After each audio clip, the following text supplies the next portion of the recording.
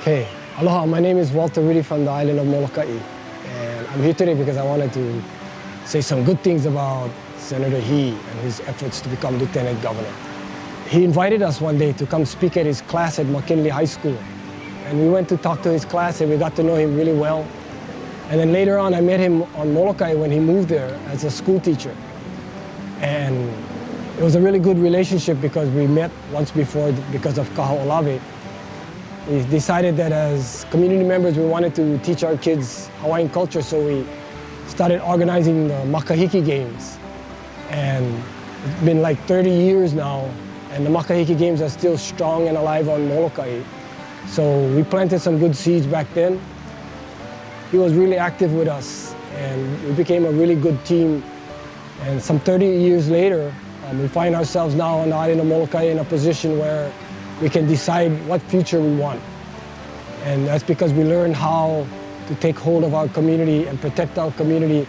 And then now we have a say as to where our community should be going.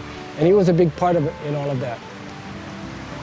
When statewide issues came along, like when they were trying to dismantle the protections that we had worked for all of these years to protect our kupuna iwi, he got involved and helped us to try and prevent the dismantling of those laws.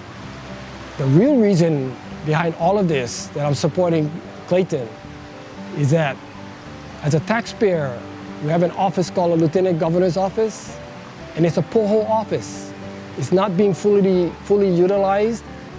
And I look at Clayton and I'm knowing that if this man gets into becoming a Lieutenant Governor, we as taxpayers are going to have an office that's going to be productive and useful to us as taxpayers. It's not going to be a showcase that does nothing.